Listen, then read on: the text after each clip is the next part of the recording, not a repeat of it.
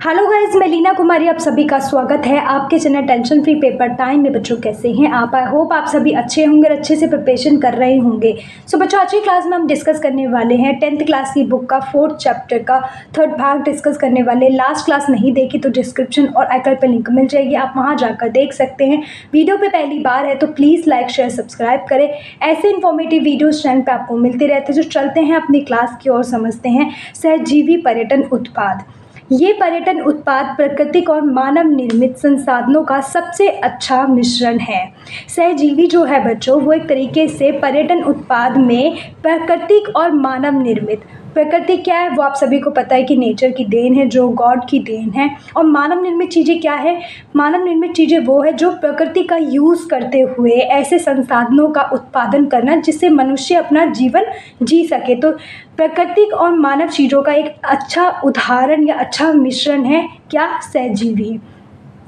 प्राकृतिक ने प्राकृतिक संसाधन उपलब्ध कराए हैं और मनुष्य ने उनका प्रबंध करके उन्हें पर्यटन उत्पाद में बदल दिया है। प्राकृतिक ने अपने संसाधनों को तो उपलब्ध कराया ही है, उसका प्रयोग कर कर उसको ठीक ढंग से प्रबंधित कर कर कि जीवन में किस तरीके से प्रयोग में लाया जाए, उसका प्रबंध कर कर एक पर्यटन उत्पाद में बदल दिया है। आप सभी को पता है कि उत्पाद क्या होता है। उत्पाद एक तरीके से ऐसे चीज़ें या ऐसे प्रोडक्ट्स होते हैं जो हम लोग अपने जीवन यापन के लिए भी यूज़ करते हैं और अन्य सर्विस भी दे सके, जैसे कि रहने की जगह हो गई, ठीक है, और साथ ही हम कह सकते हैं जैसे प्राकृतिक चीज़ें हो गई जहाँ पे लोगों को इन्जॉयमेंट होता है, रिलैक्स मिलता है, जैसे प्राकृतिक झरने हो गए। उसके लिए लोगों को अगर दूर दराज से वो घूमने आ रहे हैं तो पैसे पे आउट करने पड़ेंगे। तो ये एक तरीके से प्रकृति का यूज़ करते हुए मनुष्य ने ऐसे संसाधनों को निर्मित कर लिया है जिससे कि वो आज एक पर्यटन उत्पाद के रूप में सबसे अच्छा उदाहरण बनकर उभरा है।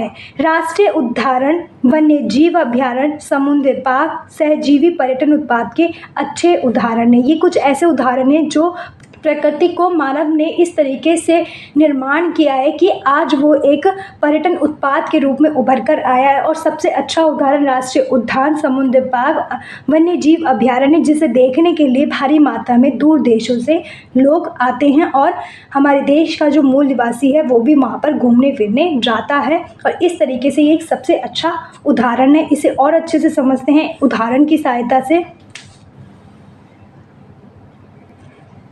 उदाहरण के लिए राष्ट्रीय उद्यानों को जहाँ तक संभव हो उनकी प्राकृतिक सुंदरता में छोड़ दिया जाता है, लेकिन उन्हें सड़क, परिवहन, पार्किंग सुविधाएं, रिजॉर्ट, जिप सफारी आदि प्रदान करके प्रबंधित किया जाना चाहिए। यद्यपि पर्यटन उत्पाद की इस श्रेणी में मुख्य आकर्षण प्रकृति के, लेकिन ये उत्पाद प्रकृति और मनुष्य का सहजीवन है। कहने का तात्पर्य ये है कि ऐसे जो प्रकृति की देन है उन सभी को जो प्रकृति ने एक सुंदरता प्रदान की है उस रूप में उसे छोड़ देना चाहिए। थोड़ा सा प्रबंध करना चाहिए, हमें प्रकृति का ध्यान रखना चाहिए और उसको इस तरीके से प्रबंधित करना चाहिए कि मनुष्य यूज़ भी कर ले और वो नष्ट भी ना हो। चाहे वो सड़क के रूप में करे, पार्किंग एरिया के रूप में करे, रिजॉर्ट के रूप में करे, कि उनकी एक क्या कहते हैं कैटेगरी बना दी अलग अलग पौधों की, अलग अलग पेड़ पौधों की, और उसका प्रयोग किया जाने लगा। और इस तरीके से हम कह सकते हैं कि हमें प्राकृतिक चीज़ों को इस तरीके से यूज़ करना है, इस तरीके से प्रबंधित करना है जिससे कि हमारी प्रकृति भी नष्ट ना हो और हम उसका प्रयोग करते हुए अपना जीवन भी जी सके। क्योंकि पर्यटन उत्पाद एक तरीके से प्राकृतिक और मनुष्य के लिए एक सहजीवन मतलब कि जीवन जीने का एक सबसे बड़ा तत्व है। पर्यटन उत्पाद में हमें इन सभी चीज़ों का ध्यान रखना चाहिए कि हम अपनी प्रकृति को किसी भी तरीके से नुकसान न करें और इतना ही उत्पाद करें मानव अपने संसाधनों का जिससे कि हमारा जो प्रकृति है वो दूषित भी ना हो और हम उसका सही प्रयोग करते हुए अपना जीवन अच्छे से जी सके। क्योंकि प्राकृतिक चीज़ें ही मनुष्य को जीवन जीने में सपोर्ट करती है, एक तत्व है जिससे जीवन जिया जाता है। इसलिए हम कह सकते हैं कि ये मनुष्य का सहजीवन तत्व है। नेक्स्ट है हमारा आयोजन आधारित पर्यटन उत्पाद। इवेंट्स किस तरीके से आधारित किए जाते हैं, किस तरीके से प्रयोग में लाए जाते हैं उनके बारे में है। जैसे जहां आयोजन एक आकर्षण है वहीं ये आयोजन आधारित पर्यटन उत्पाद है। घटना एक ऐसी चीज़ है जो घटित होती है। विशेषकर महत्व यह है कि ये एक नियोजित सार्वजनिक या सामाजिक अवसर है।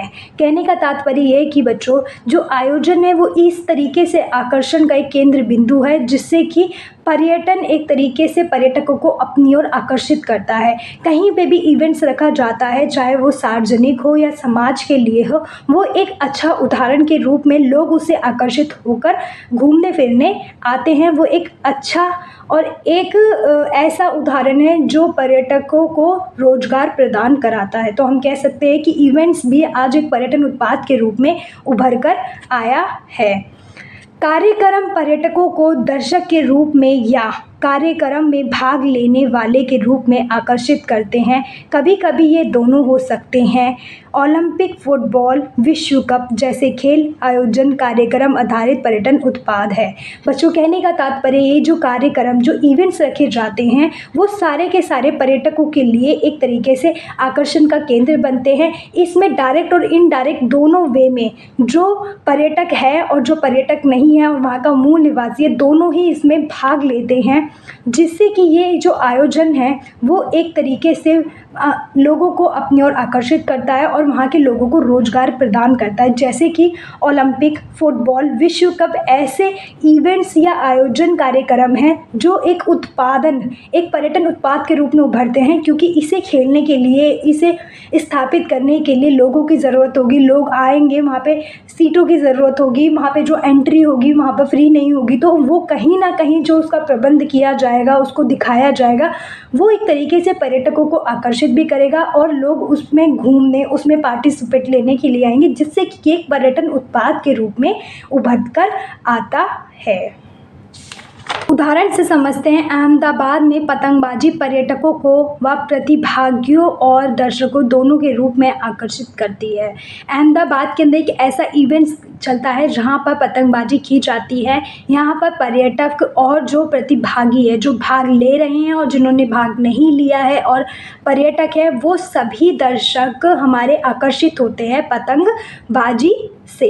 नेक्स्ट है केरल में स्नैक बोट रेस के मामले में कोई भी इसे देखने का आनंद ले सकता है और इसमें भाग भी ले सकता है। केरल के अंदर एक ऐसा इवेंट्स किया जाता है जिसे स्नैक बोट रेस कहा जाता है, जिसे देखने के लिए पर्यटक जाते भी है और पार्टिसिपेट भी लेते हैं, या फिर हम कह सकते हैं इस रेस को देखकर आनंद उठाते हैं।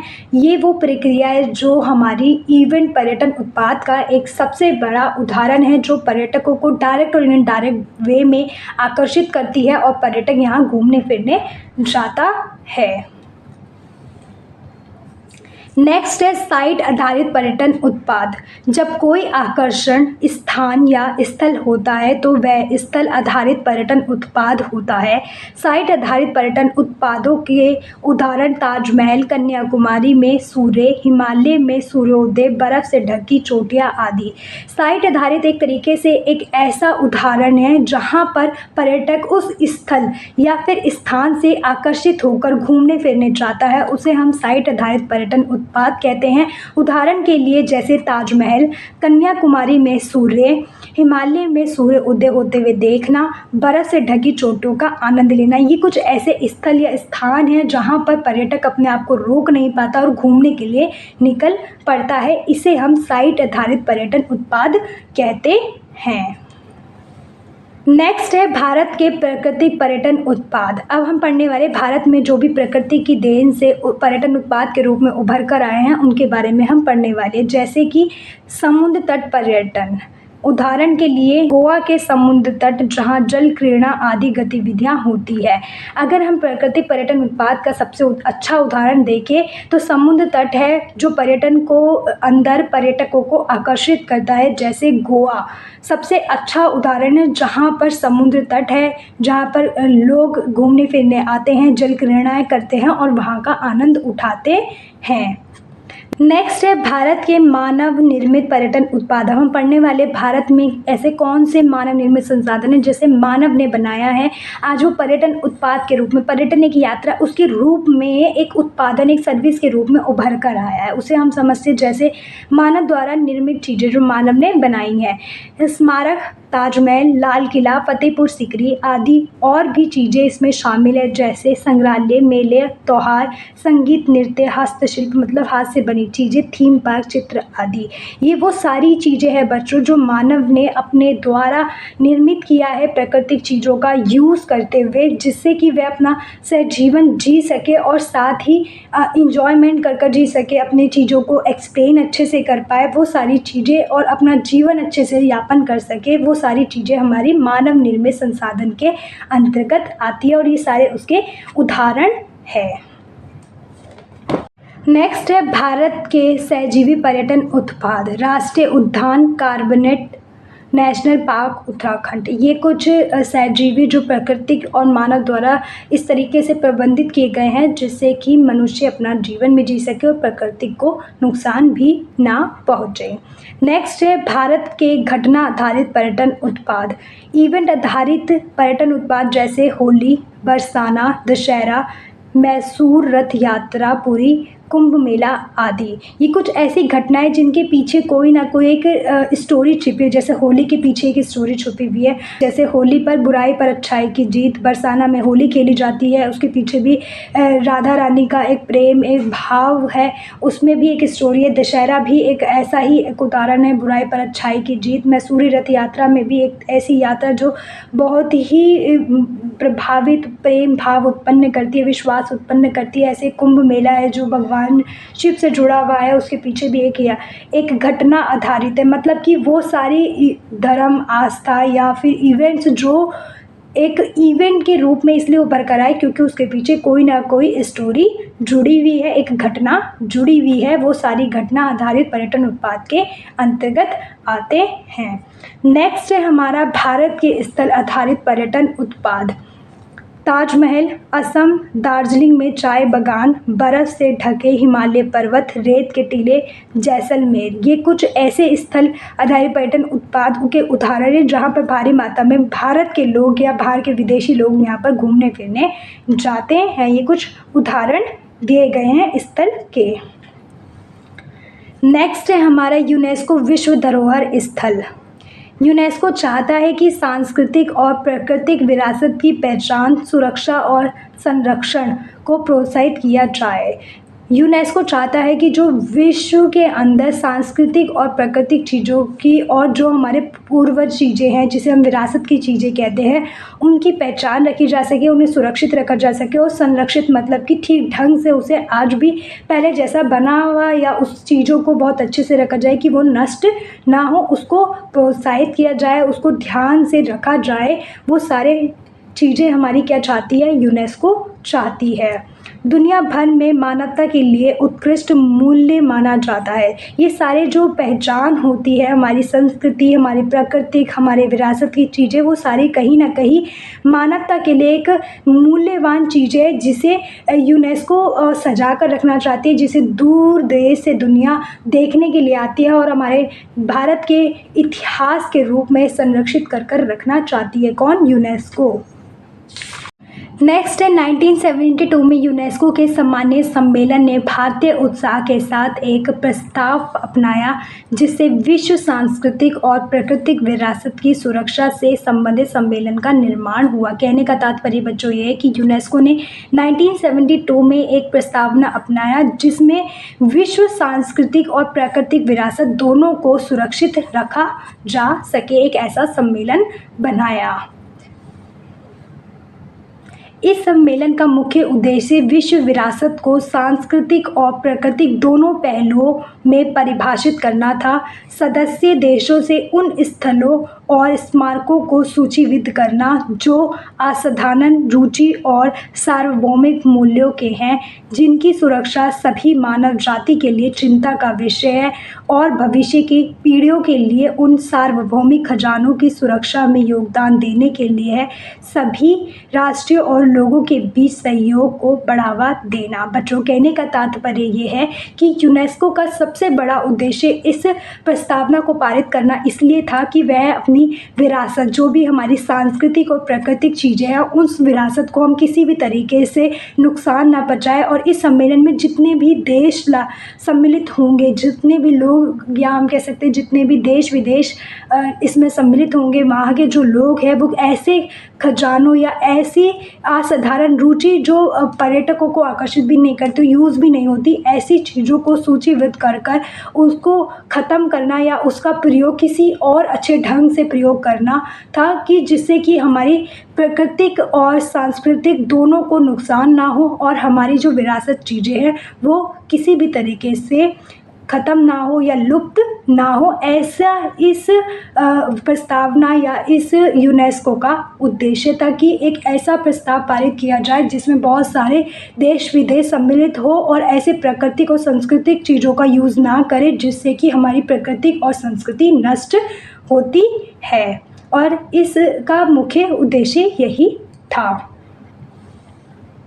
विरासत अतीत से हमारी विरासत है जिसके साथ हम आज रहते हैं और जो हम भावी पीढ़ियों को सौंपते हैं। हमारी संस्कृति और प्राकृतिक विरासत दोनों ही जीवन और प्रेरणा के अनपूर्णीय स्रोत है। विरासत क्या है? जो हमें अतीत से हमारी विरासत रही है, जो बहुत समय से हम पुराने दशकों से आज हमारे विरासत के रूप में रही है, ठीक है। और आज हम एक पीढ़ी से दूसरी पीढ़ी को सौंपते हैं, चाहे वो संस्कृति हो, हमारे रीति रिवाज हो, चाहे वो प्राकृतिक विरासत ही क्यों ना हो, वो सारी चीज़ें हम एक पीढ़ी से दूसरी पीढ़ी को देते हैं और वो प्रेरणा का भी सूत्र बनती है। वो सारे सूत्र हमारे अपूर्णीय सूत्र या विरासत के रूप में उभर कर आते हैं। नेक्स्ट है विश्व धरोहर स्थल। दुनिया के सभी लोगों के हैं, चाहे वह किसी भी क्षेत्र में स्थित हो। सांस्कृतिक क्षेत्र विशेष रूप से विश्व धरोहर स्थल पर्यटकों के लिए मुख्य आकर्षण है। इन स्थलों पर बड़ी संख्या में पर्यटक आते हैं। विश्व धरोहर मतलब कि इंटरनेशनल लेवल पर हमारी सारी धरोहर, चाहे वो कहीं का भी व्यक्ति हो, वो पूरी दुनिया का एक विश्व स्थल धरोहर है। उसे देखने के लिए भारी मात्रा में देश विदेश से लोग आते हैं, आकर्षित होते हैं और उसे घूमने फिरने जाते हैं। और उससे आकर्षित इसलिए होते हैं क्योंकि वो आज क्यों एक विश्व धरोहर के रूप में उभरा, उसके पीछे का क्या रहस्य है, क्यों बनाया गया, किसने बनाया, उन सभी सवालों के जवाबों के लिए पर्यटक उत्सुक होते हैं और घूमने फिरने चले जाते हैं। और इसे हम आज विश्व धरोहर स्थल या विश्व धरोहर पर्यटन स्थल कहते हैं। नेक्स्ट है भारत में यूनेस्को विश्व धरोहर स्थल। भारत में 32 विश्व धरोहर स्थल है। अब हम समझने वाले हैं कि भारत के अंदर जो यूनेस्को विश्व धरोहर है वो कौन सी है और वो कितनी है। तो वो कितनी है? 32 विश्व धरोहर स्थल है। वो कौन कौन से, उसे आगे समझते हैं। जैसे स्थल है, इन्हें सांस्कृतिक और प्राकृतिक विरासत किया गया है। सांस्कृतिक विरासत में स्मारक, पुरातत्व स्थल, पेंटिंग, मूर्तियाँ आदि शामिल है। प्राकृतिक विरासत में राष्ट्रीय उद्यान, वन्यजीव अभयारण्य, बायोस्फीयर रिजर्व आदि शामिल है। अगर हम संस्कृति की और प्रकृति की विरासत की बात करें कि उसे किस तरीके से यूनेस्को विश्व धरोहर बनाया गया है, तो संस्कृति के कुछ उदाहरण हैं, जैसे कि पुरातात्विक चीज़ें जो पुराने ज़माने की है, चाहे वो रीति रिवाज हो सकते हैं, वो पुरानी चीज़ें या स्थल हो सकती है, चाहे पेंटिंग हो सकती है, मूर्तियाँ हो सकती है, ये हमारी संस्कृति विरासत के उदाहरण हैं। वहीं अगर हम प्राकृतिक विरासत के उदाहरण समझें तो राष्ट्रीय उद्यान, वन्यजीव अभयारण्य, बायोस्फीयर रिजर्व आदि कुछ हमारे प्राकृतिक विरासत के उदाहरण है। सांस्कृतिक विश्व धरोहर स्थल। सांस्कृतिक मतलब हमारे रीति रिवाज, हमारे पुरानी चीज़ें, वो सारी की चीज़ें हमारी संस्कृति के अंतर्गत आती है। जैसे आगरा का किला उत्तर प्रदेश में है, अजंता गुफाएं महाराष्ट्र में है, सांची मध्य प्रदेश में, बौद्ध स्मारक है। ये कुछ ऐसे उदाहरण हैं जो हमारी संस्कृति के रूप में उभर कर आते हैं। साथ ही आपसे इस पे MCQ क्वेश्चंस भी पूछे जा सके कि आगरा किला कहाँ पर है, तो आप कह सकते हैं उत्तर प्रदेश में। अजंता की गुफा कहाँ है? महाराष्ट्र के अंदर। सांची जो है वो मध्य प्रदेश में बौद्धिक स्मारक के रूप में उभर कर आता है या इसलिए प्रसिद्ध है। तो आप इन सब चीज़ों को भी नोटिस बच्चों करते जाइए। चंपानेर पावागढ़ पुरातत्व पार्क कहाँ पर है? गुजरात के अंदर। छत्रपति शिवाजी टर्मिनस पूर्व में विक्टोरिया टर्मिनस महाराष्ट्र के अंदर है। गोवा के चर्च और कन्वेंट कौन कौन से हैं गोवा के अंदर? एलिफेंटा गुफाएं महाराष्ट्र के अंदर है। एलोरा गुफाएं महाराष्ट्र के अंदर है। फतेहपुर सीकरी उत्तर प्रदेश में है। महान जीवित चोल मंदिर तमिलनाडु के अंदर है। हम्पी कर्नाटक में स्मारकों का समूह कहा जाता है, जिसे हम हम्पी भी कहते हैं, वो एक स्मारक के रूप में या समूह के रूप में उभरता है। तो कुछ ऐसे उदाहरण हैं जो सांस्कृतिक विश्व धरोहर के रूप में उभर कर आए हैं और इसे भारी मात्रा में देखने के लिए पर्यटक घूमने फिरने के लिए जाते हैं। राजस्थान के पहाड़ी किले, हुमायूं का मकबरी दिल्ली, खजुराहो स्मारक समूह मध्य प्रदेश, भारत की पर्वतीय रेलवे, कुतुब मीनार और उसके स्मारक दिल्ली, लाल किला परिसर दिल्ली, भीमबेटका मध्य प्रदेश के शैलाक्ष, सूर्य मंदिर कोणार्क उड़ीसा, ताजमहल उत्तर प्रदेश, जंतर मंतर जयपुर राजस्थान। ये कुछ ऐसे उदाहरण हैं या ऐसे स्थल हैं यहाँ पर जिसे देखने के लिए भारी मात्रा में पर्यटक घूमने फिरने जाते हैं और आज भारत में ये कुछ 32 विश्व यूनेस्को धरोहर के रूप में उभर कर आए हैं। प्राकृतिक विश्व धरोहर स्थल, ये अभी हमने सांस्कृतिक विश्व विरासत के रूप में या हम कह सकते हैं प्राकृतिक विश्व धरोहर के स्थल के रूप में समझा था। अब हम समझ रहे हैं प्राकृतिक विश्व धरोहर स्थल के रूप में Great Himalayan National Park Himachal Pradesh, Kaziranga राष्ट्रीय उद्यान असम, नंदा देवी और फूलों की घाटी राष्ट्रीय उद्यान उत्तराखंड, सुंदरवन राष्ट्रीय उद्यान पश्चिम बंगाल। ये कुछ ऐसे उदाहरण हैं जो हमारे प्राकृतिक विश्व धरोहर के रूप में उभर कर आए हैं और इसे देखने के लिए भारी मात्रा में पर्यटक घूमने फिरने आते हैं और इसे यूनेस्को ने इसे विश्व धरोहर के रूप में स्थापित किया है। तो बच्चों ये चैप्टर कंप्लीट हो जाता है। कोई भी डाउट हो कमेंट बॉक्स में कमेंट कर सकते हैं और 10th का सिलेबस हमारा कंप्लीट हो जाता है। अगर आप लोग बच्चे कहोगे कि मैम इसके क्वेश्चंस आंसर भी कराइए तो मैं ज़रूर कराऊंगी। कमेंट बॉक्स में कमेंट कर सकते हो। कोई भी डाउट हो डायरेक्टली मेरे व्हाट्सअप पे जाके मुझसे कोऑर्डिनेट कर सकते हो। मेरा व्हाट्सअप नंबर है 9818084914। आप इस पर जाके मुझसे डायरेक्टली कोऑर्डिनेट कर सकते हैं और साथ ही आप MCQ क्वेश्चंस को जानना चाहते हैं, आप डेली बेसिस पे आपको अच्छा लगता है टूरिज्म का सब्जेक्ट और आप पढ़ना चाहते हो तो आप मेरी इंस्टाग्राम आईडी भी फॉलो कर सकते हैं। आप वहाँ जाकर MCQ क्वेश्चंस और भी इंफॉर्मेटिव वीडियोस आप वहाँ जाकर देख सकते हैं। मेरी आईडी है लीना कुमारी 447। थैंक यू बच्चों।